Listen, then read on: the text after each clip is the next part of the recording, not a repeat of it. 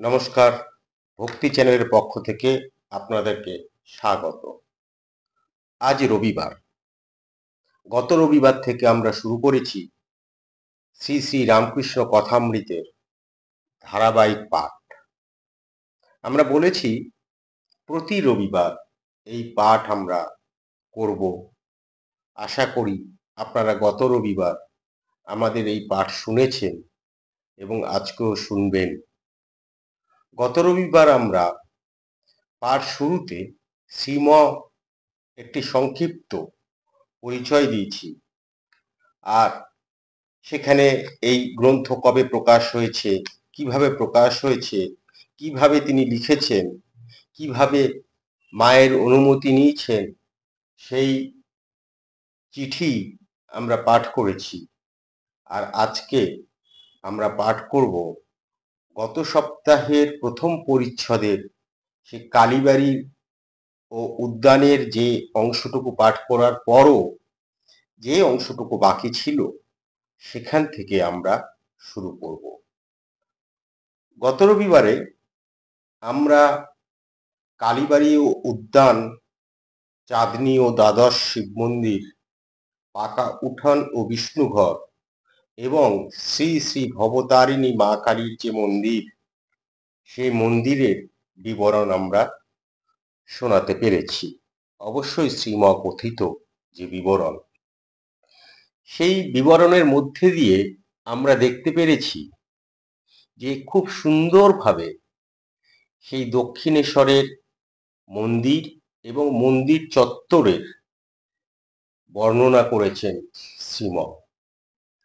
এত সুন্দর বর্ণনা যেন আমাদের কাছে এখন জীবন্ত হয়ে উঠছে, একটি সুন্দর ছবি হয়ে দেখা দিচ্ছে। আমরা সবাই দক্ষিণেশ্বর গিয়েছি। সেই দক্ষিণেশ্বরে গিয়ে আমরা সেই এখন এইটা শোনার পর, বা যারা আগে পড়েছেন কথামৃত, এই কথামৃত পাঠ করার পর দেখবেন হুবহু মিলে যাচ্ছে। কিছু তো সবাই সঙ্গে সঙ্গে পরিবর্তন হবে, সেটাই স্বাভাবিক। পরিবর্তন হচ্ছে জীবনের লক্ষ্য। এই যে নদী, এই নদী বয়ে চলেছে, সেই সাগরে সে সঙ্গম, সাগরে সে মিলিত হতে বয়ে চলেছে আমাদের এই গঙ্গায়। সেই শুরু হয়েছে গঙ্গোত্রী থেকে। জল যদি সেটা বয়ে না যায় তাহলে কি হবে? সে মৃত, সে লুপ্ত হয়ে যাবে। আমাদের জীবনে পরিবর্তন আসে, যদি পরিবর্তন না হয় তাহলে আমরা একটা জায়গায় থমকে দাঁড়িয়ে যাব। ঠিক সেরকম ভাবেই শ্রীমজ এই সময় মন্দিরে গিয়েছিলেন, সেই মন্দির চত্বরে যে বর্ণনা দিয়েছেন তাও এখন অনেক পরিবর্তন হয়ে গেছে।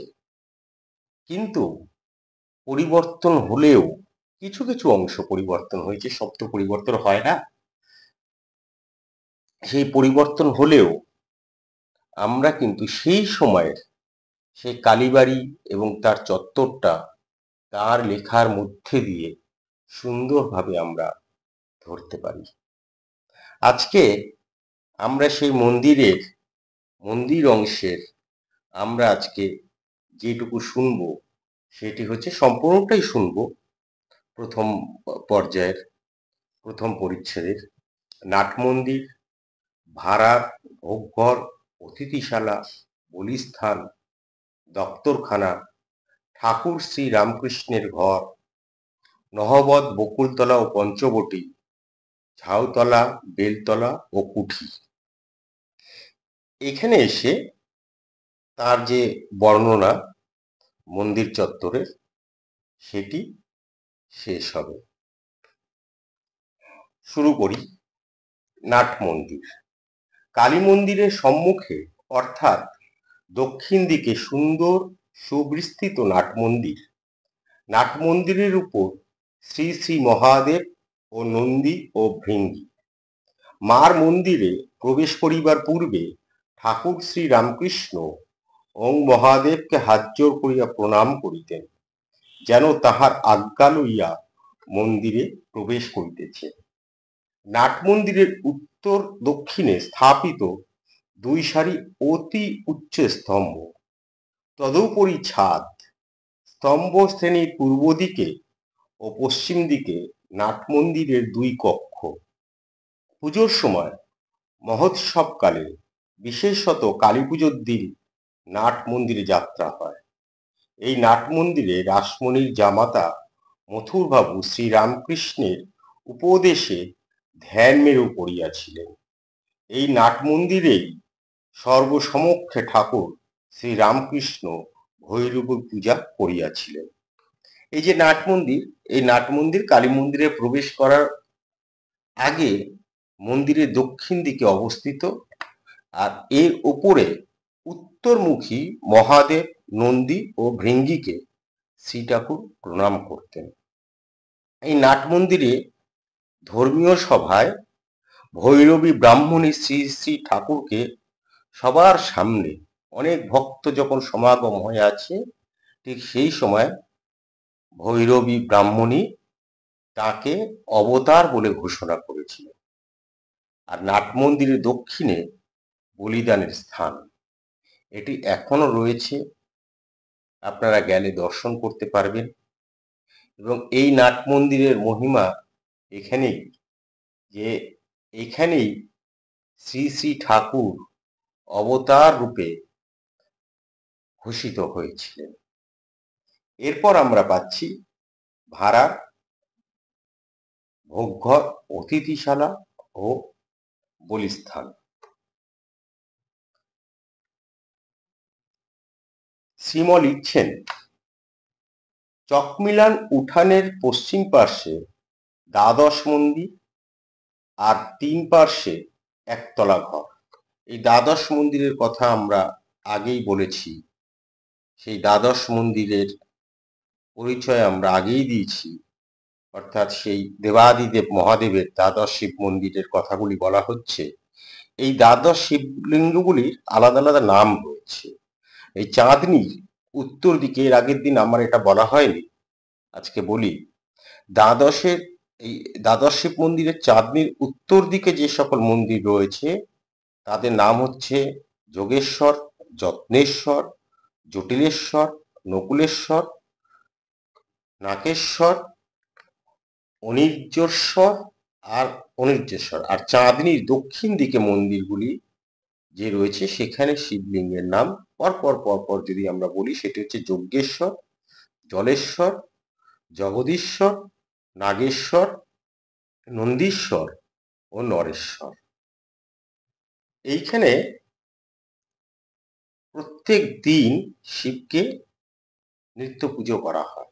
এছাড়াও আপনি যদি শিবরাত্রিতে যান, নীল পুজোয় যান, চড়কের দিন যান, আর স্নান যাত্রায় যান, অর্থাৎ যেদিন দেবালয় প্রতিষ্ঠা হয়েছিল, সেখানে কিন্তু বিশেষ পুজোর ব্যবস্থা এখনো আছে। এই মন্দিরেই শ্রী শ্রী ঠাকুর স্তোত্র পাঠ করতেন। তা সেই আবার ফিরে যাই শ্রীমর বর্ণনায়। চকমিলান উঠানের পশ্চিমা পার্শ্বে দ্বাদশ মন্দির আর 3 পার্শ্বে একতলা ঘর। পূর্ব পার্শ্বে ঘরগুলির মধ্যে ভাড়া, লুচি ঘর, বিষ্ণুর ভোগ ঘর, নৈবেদ্য ঘর, মায়ের ভোগ ঘর, ঠাকুরদের রান্নাঘর ও অতিথিশালা। অতিথি সাধু যদি অতিথিশালায় না খান, তাহা হইলে দপ্তরখানায় খাজাঞ্চির কাছে যাইতে হয়। খাজাঞ্চি ভাণ্ডারীকে হুকুম দিলে সাধু ভাড়ার হইতে সিধালন নাট মন্দিরের দক্ষিণে বলিদানের স্থান। এটা একটু আগেই বলা হয়েছে, যখন নাট মন্দির নিয়ে কথা বলছিলাম সে সময় বলেছি। বিষ্ণু ঘরের রান্না নিরামিষ, কালী ঘরের ভোগের ভিন্ন রন্ধনশালা। রন্ধনশালার সম্মুখে দাসীরা বড় বড় বটি লইয়া মাছ কুটিতেছে। অমাবস্যায় একটি ছাগ বলি হয়। ভোগ 2 প্রহর মধ্যে হইয়া যায়। ইতিমধ্যে অতিথিশালায় একখানা শালপাতা লইয়া সারি সারি কাঙ্গাল, বৈষ্ণব, সাধু অতিথি বসিয়া পড়েন। ব্রাহ্মণদের পৃথক স্থান করিয়া দেওয়া হয়। কর্মচারী ব্রাহ্মণদের পৃথক আসন হয়। খাজাঞ্চি প্রসাদ তাহার ঘরে পৌঁছাইয়া দেওয়া হয়। যানবাজারের বাবুরা আসিলে কুঠিতে থাকেন, সেইখানে প্রসাদ পাঠানো হয়। খুব সুন্দর একটি বর্ণনা আমরা এখানে, পরিষ্কার ঝরঝরে সুন্দর একটি বর্ণনা আমরা এখানে পাচ্ছি সেই সময় কেমন ছিল। এরপর শ্রীম বলছেন দপ্তরখানা। উঠোনের দক্ষিণে সারি সারি ঘরগুলিতে দপ্তরখানা ও কর্মচারীদিগে থাকিবার স্থান। এখানে খাজাঞ্চি মুহুরী সর্বদা থাকেন, আর ভাণ্ডারী, দাসদাসী, পূজারী, রাঁধুনী, ব্রাহ্মণ ঠাকুর ইত্যাদি ও দারবানেরা সর্বদা যাতায়াত। কোনো কোনো ঘরে চাবি দেওয়া। তন্মধ্যে ঠাকুর বাড়ির আসবাব, 17 ইঞ্চি শামিয়ানা ইত্যাদি থাকে। এই সারির কয়েকটি ঘরে পরমহংসদেবের জন্মোৎসব উপলক্ষে ভাড়ার ঘর করা হইত। তাহার দক্ষিণ দিকের ভূমিতে মহামহোৎসবের রান্না হইত। উঠোনের উপর একতলা ঘরের শ্রেণী, তাহার ঠিক মাঝখানে দেউড়ি। 4 দিন ন্যায় সেখানেও দারবানেরা পাহারা দিতেছে। উভয় স্থানে প্রবেশ করিবার পূর্বে বাহিরে জুতো রাখিতে হইবে। দপ্তরখানার যেখান থেকে মন্দির পরিচালনা করা হয়, যেখানে মন্দিরের কর্মচারীরা থাকে, দারোয়ানেরা থাকে, তার একটি সুন্দর বর্ণনা আমরা পেলাম। শ্রীমকথিত যে শ্রী শ্রী রামকৃষ্ণ কথামৃত এমন একটি গ্রন্থ, যে গ্রন্থের মধ্যে দিয়ে আমরা সেই সময়কালটাকে পর্যন্ত ধরতে পারি। কেবল ঠাকুরের বাণী, ঠাকুরের কথা, যা আসলে আমাদের জীবন দর্শন। এর আগের সপ্তাহেই বলছিলাম যে হতে পারেন আপনি নাস্তিক, হতে পারেন আপনি আস্তিক, হতে পারে তার প্রতি আপনার বিশ্বাস নেই, তারপরেও যদি এই গ্রন্থ পাঠ করেন তাহলে দেখবেন জীবন অন্য খাতে বইতে থাকবে। আমাদের জীবনের চিন্তা ভাবনা অতি সরল সহজ হয়ে যাবে এবং মন আপনার তার প্রতি যাবেই, কিছুতেই বেঁধে রাখতে পারবেন না, আলাদা করে রাখতে পারবেন না।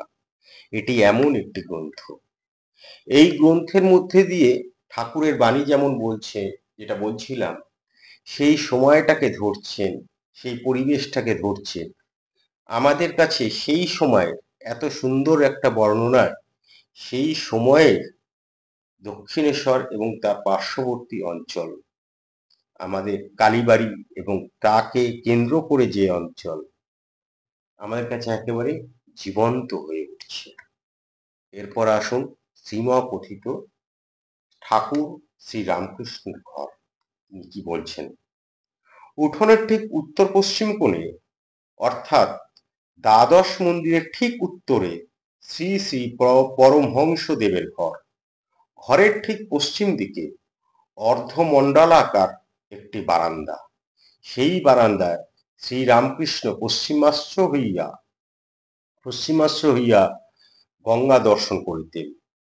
এই বারান্দার পরেই পথ, তাহার পশ্চিমে পুষ্পোদ্যান, তৎপরে পোস্তা, তাহার পরে পূত সলিলা সর্বতীর্থময়ী কল কল নাদিনী গঙ্গা।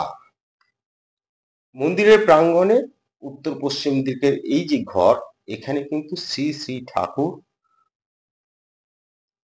দীর্ঘ 14 বৎসর এখানে বাস করেছিলেন। সেই সময় তার এই বসবাসকালে 14 বৎসর যখন তিনি ওই ঘরে ছিলেন, তখন অনেক সাধু, পণ্ডিত, বিভিন্ন ভক্ত, তার অন্তরঙ্গ যারা গৃহী ছিলেন এবং যারা ত্যাগী ছিলেন। ঠাকুরের কাছে তো 2 ধরনের মানুষেরই আসতেন। অনেকেই ছিলেন যারা গৃহী সন্ন্যাসী, সংসার করছে অথচ সন্ন্যাসী। ঠাকুর বলতেন গৃহ কর। গৃহী সন্ন্যাসী, ত্যাগী ভক্তবৃন্দের মধ্যে ভগবত প্রসঙ্গ, তার সাধনার কথা, কীর্তন, ভজন, ভাব, সমাধি এই ঘরে অনুষ্ঠিত হতো।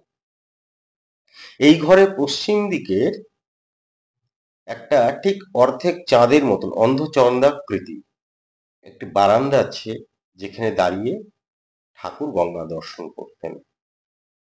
এখন ঠাকুর নেই আমাদের মাঝে, শ্রী শ্রী রামকৃষ্ণ আমাদের মাঝে নেই, কিন্তু না থেকেও তিনি আছেন, সর্বদাই আছেন। তার দেখানো পথেই আমরা, তার দর্শনেই আমরা এগিয়ে চলেছি। আর সেই ঘরটিকে এখন সেরকম ভাবেই রেখে দেওয়া হয়েছে। ঠাকুর যে তক্তাপোষ ব্যবহার করতেন সেটি এখন ওখানে রয়েছে।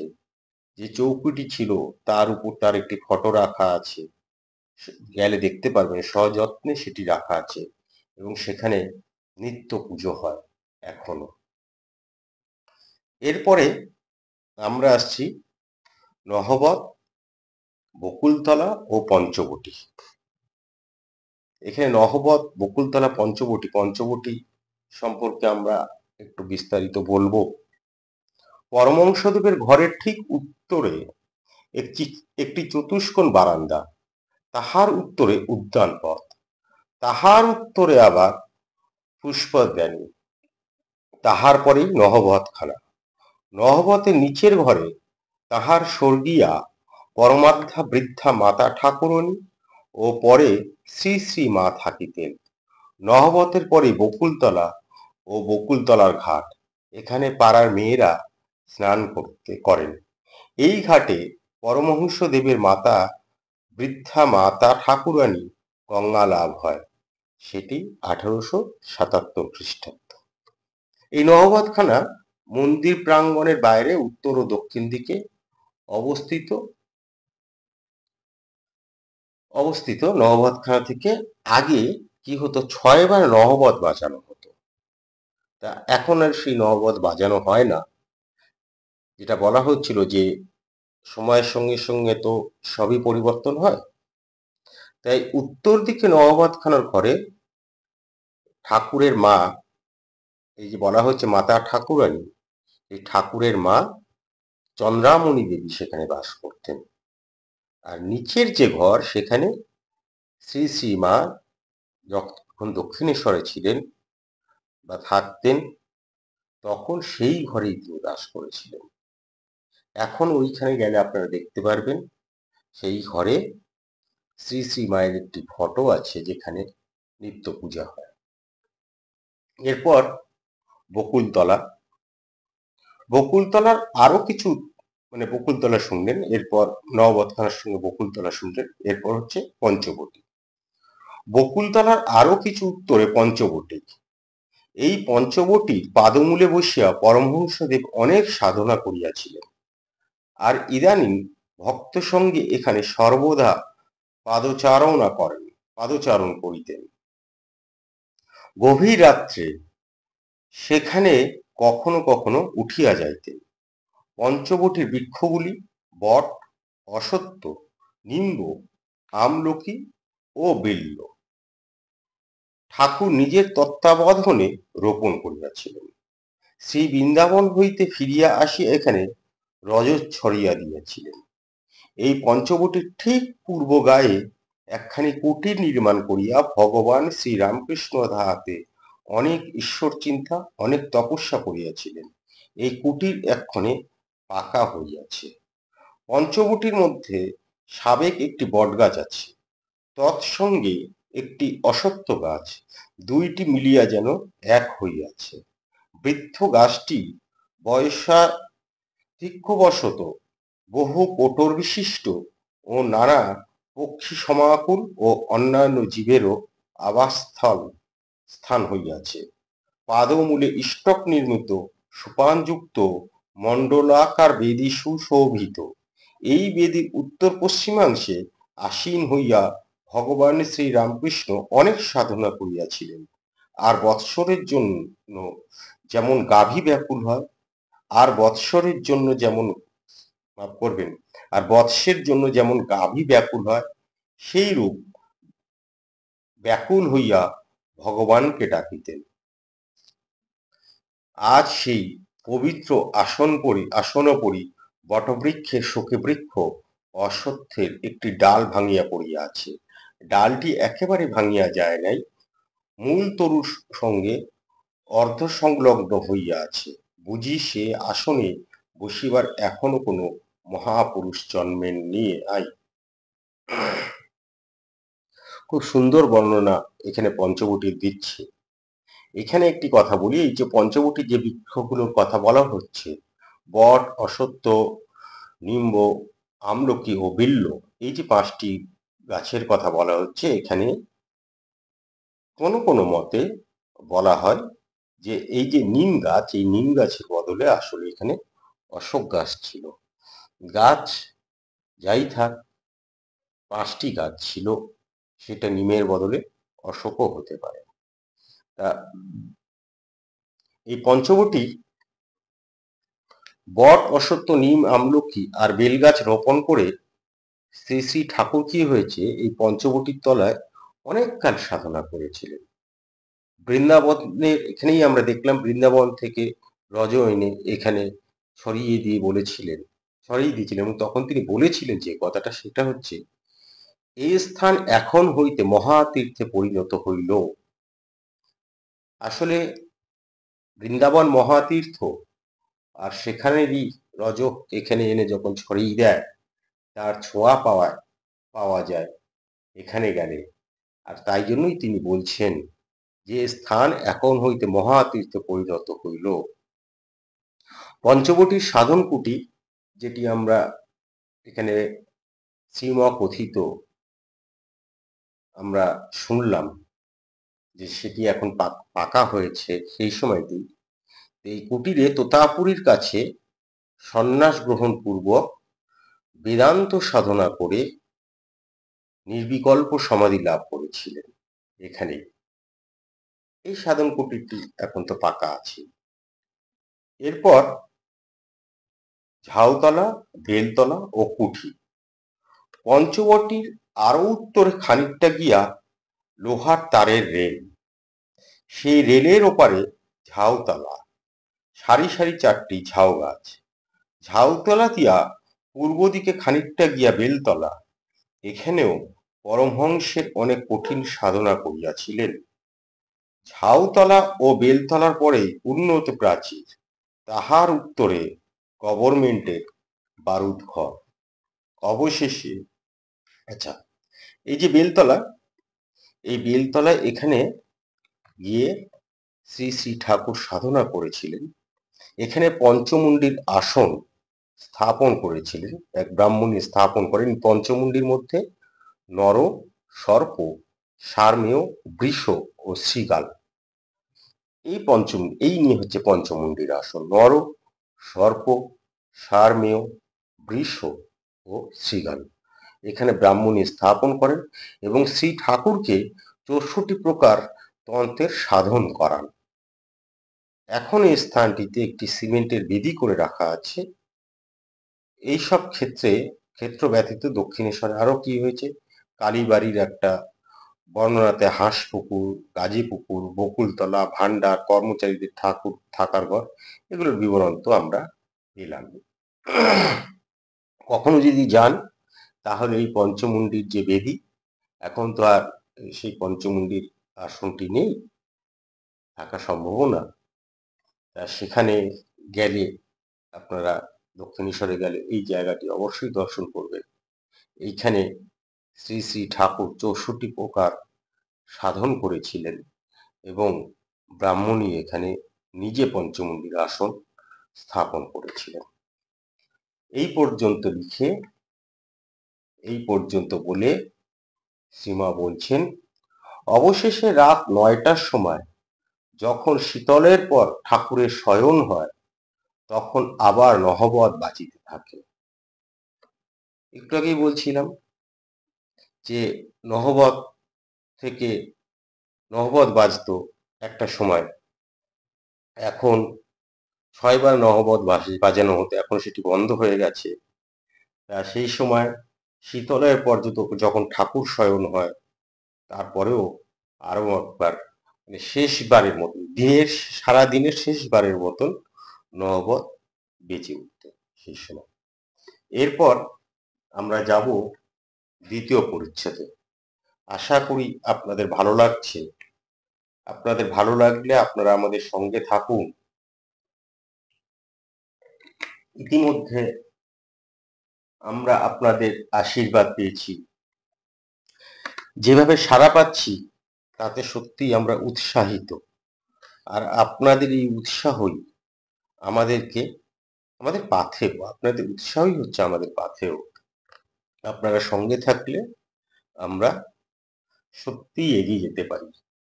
আর এই মহান গ্রন্থটি আমরা যে নিয়মিত পাঠ করছি, তার মধ্যে যদি কোনো ভুল থেকে থাকে নিজ গুণে অবশ্যই ক্ষমা করে দেবেন। তবে চলে যাবেন না, প্রতি রবিবার অবশ্যই শুনবেন। এরপর আমরা শ্রীমকথিত দ্বিতীয় পরিচ্ছেদে আসব। দ্বিতীয় পরিচ্ছেদে শুরুতেই আছে প্রথম দর্শন, এবং এটি শুরু করছেন তিনি শ্রী ভাগবতের গোপী গীতার রাস পঞ্চানাধ্যায় দিয়ে।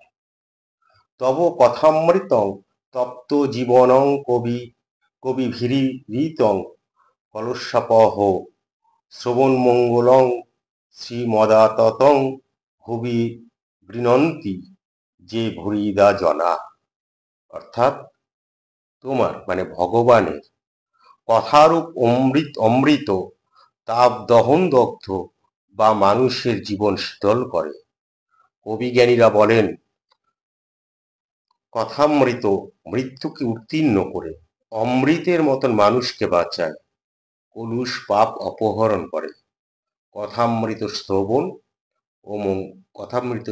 ও মঙ্গলময়। তাই শ্রীমদ সৌন্দর্যময় এবং আতত অর্থাৎ বিশ্বস্ত, সহজলভ্য।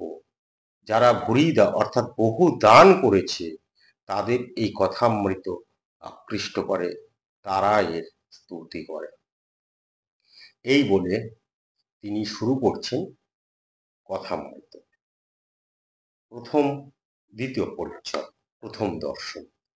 এইখানে বলা হচ্ছিল যেটা বলছিলাম আমি, যে এই সময়টাকে তিনি ধরেছেন কথামৃতের মধ্যে দিয়ে। কেবল ঠাকুরের মুখনিসৃত বাণী নয়, একটি জীবন দর্শন শুধু নয়, সেই সময়টাকে ধরেছে। ফলে আমরা এখানে বিভিন্ন চরিত্র পাব, সেই সময়ের জ্ঞানী গুণী মানুষদের আমরা এইখানে পাবো, যারা রামকৃষ্ণের কাছে দর্শনে যেতেন। আমরা তাদের পাবো এবং চেষ্টা করব তাদের পরিচয় আমরা আলাদা আলাদাভাবে আপনাদেরকে বলে দিতে, শুনিয়ে দিতে। তাহলে বুঝতে পারবেন যে কারা সেই সময়ে কারা তার কাছে যেতেন এবং তিনি তাদেরকে কিভাবে দেখতেন। একটা গোটা শহর দক্ষিণেশ্বরে ছুটে যেত কেবল শ্রী শ্রী রামকৃষ্ণের দেখা পাওয়ার জন্য, ঠাকুরের দেখা পাওয়ার জন্য, ঠাকুরের কথা শোনার জন্য। সেই শহরের জ্ঞানীগুণী, সাধারণ মানুষের সঙ্গে জ্ঞানীগুণী, সেই সময় যাদেরকে আমরা বলি যে সমাজ দর্শক, যারা সমাজের পরিবর্তন এনেছে, শুধু তারা নয়, যারা আমরা দেখব যারা বিদেশ থেকেও আসছেন সেই সময় কলকাতা শহরে, তারাও ঠাকুর দর্শনে যেতেন এবং মুগ্ধ হয়ে বিস্মিত হয়ে ফিরে যেতেন। তা আমরা সেটি দেখব, এই অধ্যায় থেকে শুরু হবে।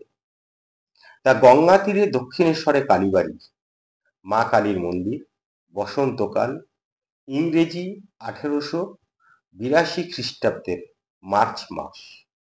ঠাকুরের জন্ম উৎসবের কয়েকদিন পরে শ্রীযুক্ত কেশব সেন ও শ্রীযুক্ত জোসেফ কুক সঙ্গে 23শে ফেব্রুয়ারি বৃহস্পতিবার 12ই ফাল্গুন 1288 শুক্লা ষষ্ঠী ঠাকুর স্টিমারে বেড়াইয়াছিলেন। তাহার কয়েকদিন পরে সন্ধ্যা হয় ঠাকুর শ্রী রামকৃষ্ণের ঘরে মাস্টার আসিয়া উপস্থিত। এই প্রথম দর্শন, অর্থাৎ প্রথম দর্শনের কথা তিনি বলছেন। যে সেদিন রবিবার ছিল, ইংরেজি 1882 খ্রিস্টাব্দের মার্চ মাস, ঠাকুরের জন্ম উৎসবের কয়েকদিন পরে। শ্রীযুক্ত কেশব সেন, এখানে উল্লেখ করা হচ্ছে শ্রীযুক্ত কেশব সেনের কথা। শ্রীযুক্ত কেশব সেন হচ্ছে ব্রাহ্ম সমাজের একজন নেতা ছিলেন। তিনি কলকাতার কলুটলায় সেন বংশে তার জন্ম, বিখ্যাত সেন বংশে জন্ম। হ্যাঁ, এবং তার মাও কিন্তু নিজ নামে বিখ্যাত ছিলেন, শ্রী সারদা সুন্দরী। তার একটি অপূর্ব সুন্দর আত্মকথা রয়েছে। ইনি ব্রাহ্ম ধর্ম, সে ব্রাহ্ম ধর্ম যে ব্রাহ্ম সমাজ রামমোহন রায়, প্রিন্স দ্বারকানাথ ঠাকুর তৈরি করেছিলেন, এবং যাকে একটি ধর্ম হিসেবে প্রতিষ্ঠা করেন মহর্ষি দেবেন্দ্রনাথ ঠাকুর এবং তার অনুগামীরা। সেই মহর্ষি দেবেন্দ্রনাথ ঠাকুরের কাছে 1857 খ্রিস্টাব্দে, যে সময়, যে সালটা আমরা সিপাহী বিদ্রোহ বা মহাবিদ্রোহ ইউনিটি নামে জানি, সেই সেই সালে মহর্ষি দেবেন্দ্রনাথ ঠাকুরের কাছে কেশবচন্দ্র সেন দীক্ষা গ্রহণ করেন, এবং পরবর্তীকালে তিনি ব্রাহ্ম সমাজের একজন নেতা হয়ে ওঠেন, নববিধান ব্রাহ্ম সমাজ প্রতিষ্ঠা করেন। তিনি অসংখ্য বই লিখে গিয়েছেন, সত্য বিশ্বাস, জীবনবেদ, সাধু সমাগম, দৈনিক প্রার্থনা, মাগোৎসব ইত্যাদি। এবং তার একটি বিখ্যাত গ্রন্থ হচ্ছে পরমহংসের উক্তি, এই নামে একটি গ্রন্থ তিনি সংকলন করেছিলেন। এবং এই কেশবচন্দ্র সেনের সঙ্গে ঠাকুরের এক অপূর্ব সম্পর্ক স্থাপন হয়েছিল, পরবর্তীতে আমরা দেখতে পারবো। একটা জিনিস ভাবুন, এই ব্রাহ্মরা একেশ্বরবাদী বিশ্বাসী ছিলেন, মূর্তি পূজায় বিশ্বাস করতেন না। তারা কিন্তু সেই সমাজের একজন নেতা কেশব সেন বারবার ঠাকুরের কাছে ছুটে গিয়েছিল, এবং তাদের মধ্যে একটি আত্মিক সম্পর্ক গড়ে উঠেছে। এখানেই হচ্ছে শ্রী শ্রী রামকৃষ্ণ দেবের মহিমা। এবং এই কেশব সেন হচ্ছে রামকৃষ্ণ দেবের একজন স্নেহধন্য ছিলেন। তার একটা বিখ্যাত উক্তি আছে কেশব সেনকে নিয়ে। তিনি বলছেন, একমাত্র কেশবেরই হাত না ডুবিয়াছে। এই ঠাকুরের সঙ্গে তার প্রথম সাক্ষাৎ হয়েছিল 1875 সালে। আর সেই সময় থেকেই তিনি ঠাকুরের শুধু ভক্ত হয়ে যান, একনিষ্ঠ ভক্ত হয়ে যান তা না, তিনি ঠাকুরের কথা তিনি প্রচার করতে শুরু করেন। ইন্ডিয়ান মিরর সেই সময় একটি বিখ্যাত পত্রিকা আমাদের বাংলা থেকে বেরোতো। ধর্মতলায় জানবাজারের কাছেই তার অফিস ছিল, এবং সেইখানের একটি, এখন সেই তালতলার ওইখানের একটি গলি পথ, যেখান থেকেই ইন্ডিয়ান মিরর বেরোতো, এবং সেই গলিপথের নাম হচ্ছে এখন ইন্ডিয়ান মিরর স্ট্রিট, সম্ভবত স্ট্রিট, লেন নয়, যেটি ওয়েলিংটনে গিয়ে পড়ছে, যে রাস্তাটা তালতলা থেকে শুরু হয়ে। সেই ইন্ডিয়ান মিরর স্ট্রিট থেকে ইন্ডিয়ান মিরর বেরোতো। সেই 1875 খ্রিস্টাব্দে সেই ইন্ডিয়ান মিরর, যে সালে জয়গোপাল সেনের বাগান বাড়িতে ঠাকুরের সঙ্গে কেশব সেনের প্রথম সাক্ষাৎ হয়, সেখানেই সেই সালেই তিনি ঠাকুরের কথা প্রকাশ করেন, এবং সমাজের সমাজের কাছে, সাধারণ মানুষের কাছে, বিদ্বৎ সমাজের কাছে শ্রী রামকৃষ্ণ একটি পৌঁছে যায়, শ্রীরামকৃষ্ণ। আর কেশবের এই কমলকুটি নামে একটি বাড়ি ছিল, সেখানেও কিন্তু ঠাকুর গিয়েছিলেন। আর ঠাকুরের যে আমরা ছবি পাই, সেই ছবি প্রথম তোলা হয়েছিল এই কমলকুটি বাড়িটি। এই কমলকুটির বাড়িটিও আপনারা চিনতে পারবেন, সেটি হচ্ছে এই রাজাবাজার ট্রাম ডিপো। এই রাজাবাজার ট্রাম ডিপোর ওখানে যে ভিক্টোরিয়ান ইনস্টিটিউশন যে স্কুল এবং কলেজটি রয়েছে। তার ভিতরে গেলে আপনারা এখনো ব্রাহ্ম মন্দির দেখতে পারবেন। সেই ব্রাহ্ম মন্দির সেটি ছিল কেশব সেনের কমলকুটির নামে বাড়ি। সেইখানেই কিন্তু ঠাকুরের প্রথম ছবি তোলা হয়। কিন্তু কেশব সেন তো খুব পরিশ্রম করতেন, খুব পরিশ্রম করতেন। তা তার অসুস্থতার সংবাদ পেয়ে ঠাকুর কিন্তু তাকে বাড়িতে পর্যন্ত দেখতে গিয়েছিলেন। একজন ব্রাহ্ম সমাজের নেতার সঙ্গে ঠাকুরের এইরকম ছিল একটি ঘনিষ্ঠ সম্পর্ক। এমনকি কেশব সেন যখন মারা যান, ঠাকুর মানসিকভাবে ভেঙে পড়েছিলেন, এতটাই স্নেহ করতেন। আর এখানেই হচ্ছে ঠাকুরের উদারতা। আমরা এখন যখন দেখতে পাই যে ধর্মে ধর্মে হিন্দু ধর্মেরই বিভিন্ন শাখার মধ্যে একটি মিল নেই, একে অপরের নিন্দা করে বেড়াচ্ছে, তখন দেখুন ব্রাহ্ম সমাজের একজন নেতার কাছে ঠাকুর স্বয়ং ছুটে যাচ্ছেন, আবার সেই নেতা বারবার ঠাকুরের কাছে আসছেন। এই ছিল সেই সময়টাও। সে যাই হোক, শ্রীযুক্ত কেশব সেন ও শ্রীযুক্ত জোসেফ কুকের সঙ্গে 23শে ফেব্রুয়ারি বৃহস্পতিবার ঠাকুর স্টিমারে বেড়াইয়াছিলেন। যে সময় বেরিয়েছিলেন তার কয়েকদিনের পরের কথা বলছে। ঠাকুরের জন্ম উৎসবের যে বেরিয়েছিলেন তার কয়েকদিন পরে কথা বলছেন, যখন এই শ্রীমত গিয়েছিলেন। এইখানে এবার এই যে উল্লেখ করা হচ্ছে কুক সাহেবের কথা, জোসেফ কুক। এই জোসেফ কুক ছিলেন আমেরিকা, এই আমেরিকা নিউ ইংল্যান্ডের প্রোটেস্ট্যান্ট সম্প্রদায়ের ধর্ম প্রচারক। খ্রিস্ট ধর্মের যে ক্যাথলিক আর প্রোটেস্ট্যান্ট আছে, সেই প্রোটেস্ট্যান্টের সম্প্রদায়ের ধর্ম প্রচারক ছিলেন এই কুক সাহেব।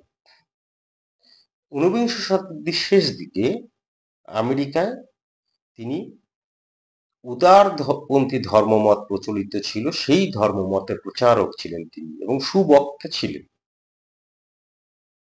ভালো বক্তা ছিলেন।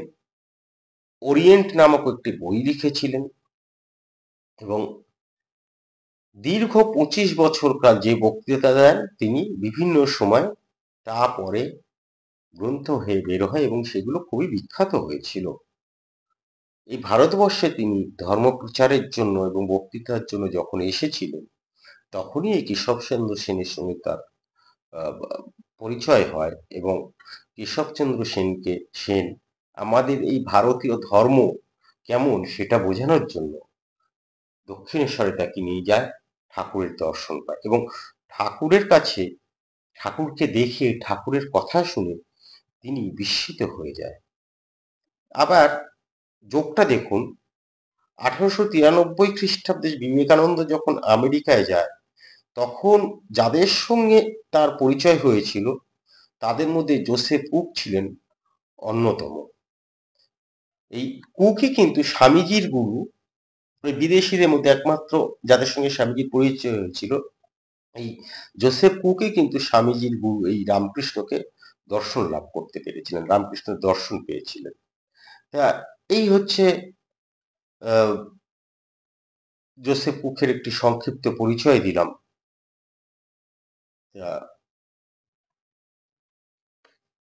প্রথম দর্শনে আমরা রয়েছি। সন্ধ্যা হয় হয় ঠাকুর শ্রী রামকৃষ্ণের ঘরে মাস্টার আসিয়া উপস্থিত। এই প্রথম দর্শন। এই প্রথম দর্শন নিয়ে বিভিন্ন মতভেদ রয়েছে। দেখিলেন এক একঘর লোক নিস্তব্ধ হইয়া তাহার কথামৃত পান করিতেছেন।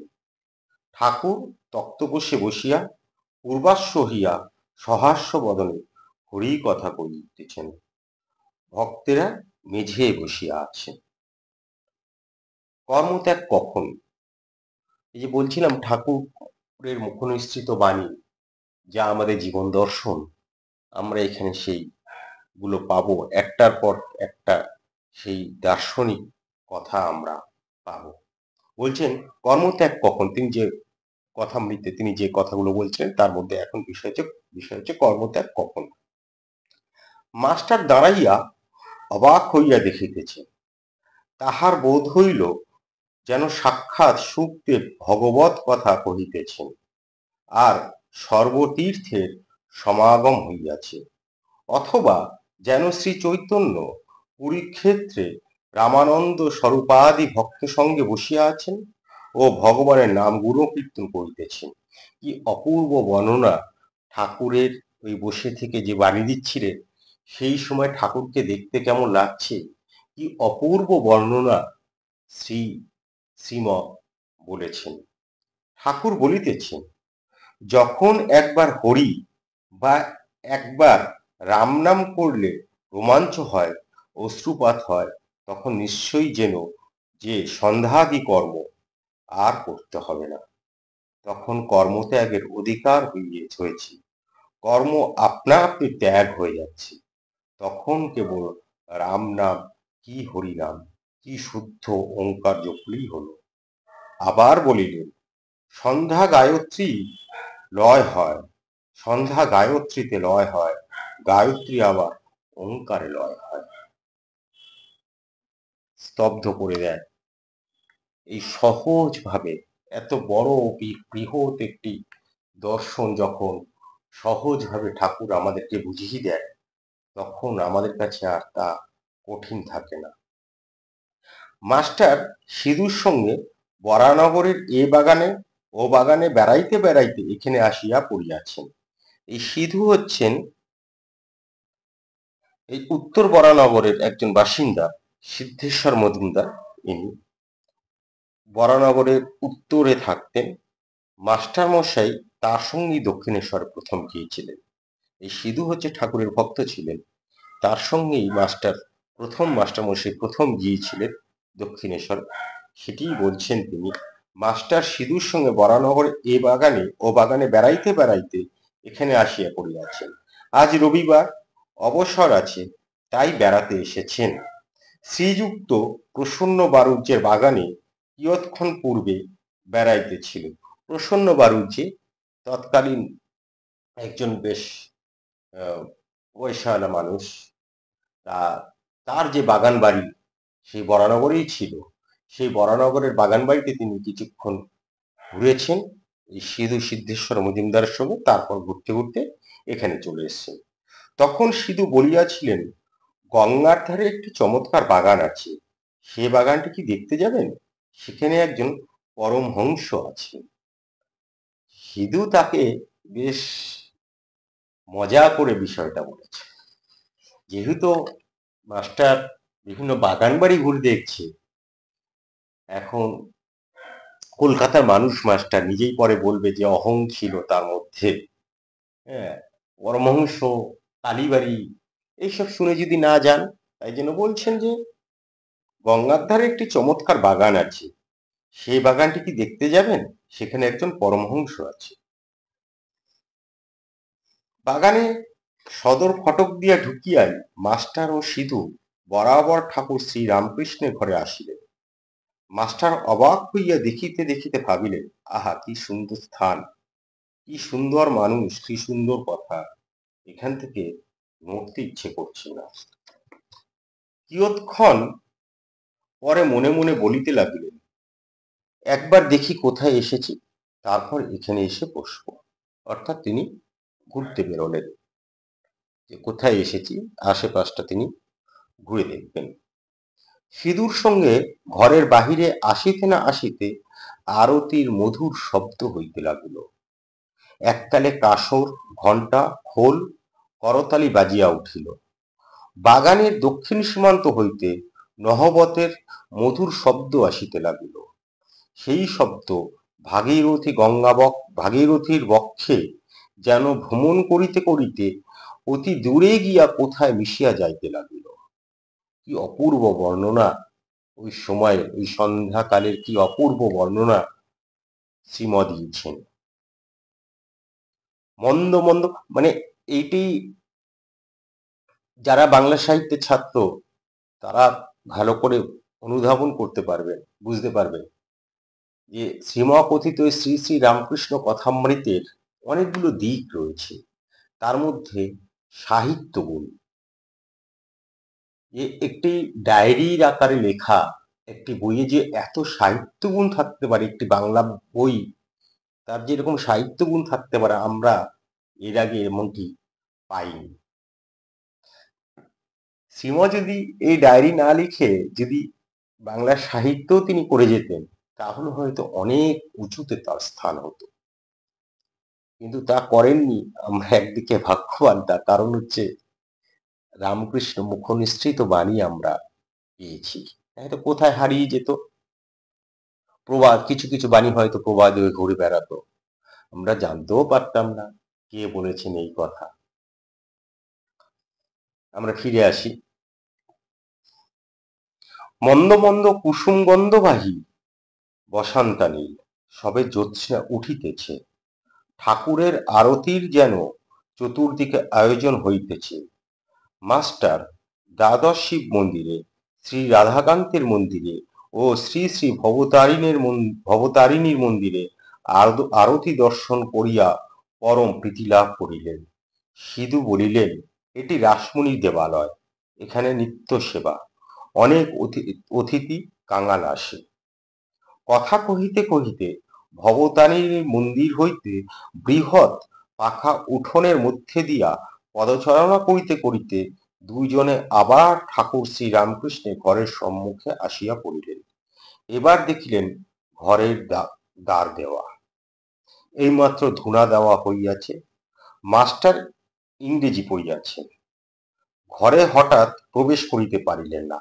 এইটা হচ্ছে, বলছে যে মাস্টার ইংরেজি পড়িয়াছে, হঠাৎ করে ঘরে তিনি প্রবেশ করতে পারে, এটি একটি ইংরেজ কায়দার কথা বলছে।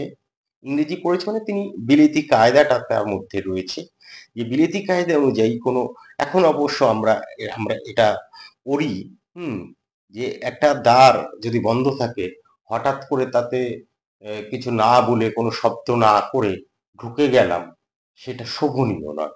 সেটাই বোঝাতে এখানে তিনি বলছেন যে ইংরেজি পড়িয়াছে, মাস্টার ঢুকতে পারলেন না, ঘরে হঠাৎ প্রবেশ করিতে পারিলেন না। দ্বার দেশে বৃন্দে বন্ধনের মধ্যে ঝি দাঁড়িয়েছিল। এই বৃন্দে হচ্ছে, ঝি ছিলেন মানে পরিচারিকা, এর পুরো নাম ছিল হচ্ছে বৃন্দা দাসী। ঠাকুর একে বৃন্দে বলিয়া ডাকিতেন। তিনি 1877 থেকে 1885 খ্রিস্টাব্দ, অর্থাৎ দীর্ঘ 8 বছর শ্রী রামকৃষ্ণ আর মায়ের, শ্রী শ্রী সারদা দেবী, সারদা মায়ের সেবা করেছিলেন। একেবারে সাক্ষাৎ ব্যক্তিগত আর কি, সাক্ষাৎ তিনি এই ঈশ্বরদের দর্শন করেছেন এবং তাদের সেবায় নিযুক্ত ছিলেন 8 বছর। তা বৃন্দে দাঁড়িয়া ছিল, জিজ্ঞাসা করিলেন, হ্যাঁ গা সাধু, জিজ্ঞাসা করিলেন, মাস্টার জিজ্ঞাসা করছে বৃন্দেকে, হ্যাঁ গা সাধুটি কি এখন এর ভিতর আছেন? বৃন্দে, হ্যাঁ এই ঘরের ভিতর আছেন। মাস্টার, উনি এখানে কতদিন আছেন? বৃন্দে, তা অনেক দিন আছেন। মাস্টার, আচ্ছা উনি কি খুব বই টই পড়েন? বৃন্দে, আর বাবা বই টই সব ওর মুখে, মাস্টার সবে পড়াশোনা করে এসেছেন। তিনি ঠাকুর শ্রী রামকৃষ্ণ বই পড়েন না শুনে আরো অবাক হলেন। মাস্টার, আচ্ছা উনি বুঝি এখন সন্ধ্যা করবেন, আমরা কি এ ঘরের ভিতর যেতে পারি? তুমি একবার খবর দিবে। বৃন্দে, তোমরা যাও না বাবা, গিয়ে ঘরে বসো। তখন তাহার ঘরে প্রবেশ করিয়া দেখেন ঘরে আর অন্য কেহ নাই। ঠাকুর শ্রী রামকৃষ্ণ ঘরে একাকী তক্তপোষের উপর বসিয়া আছেন। ঘরে ধুনো দেওয়া হইয়াছে ও সমস্ত দরজা বন্ধ। মাস্টার প্রবেশ করিয়াই বন্ধাঞ্জলি হইয়া প্রণাম করিলেন। ঠাকুর শ্রী রামকৃষ্ণ বসিতে অনুজ্ঞা করিলে তিনি ও সিধু মেঝেতে বসিলেন। ঠাকুর জিজ্ঞাসা করিলেন, কোথায় থাকো, কি করো, বরানগরে কি করতে এসেছো, ইত্যাদি কুশল সংবাদ জানতে চাইছেন ঠাকুর।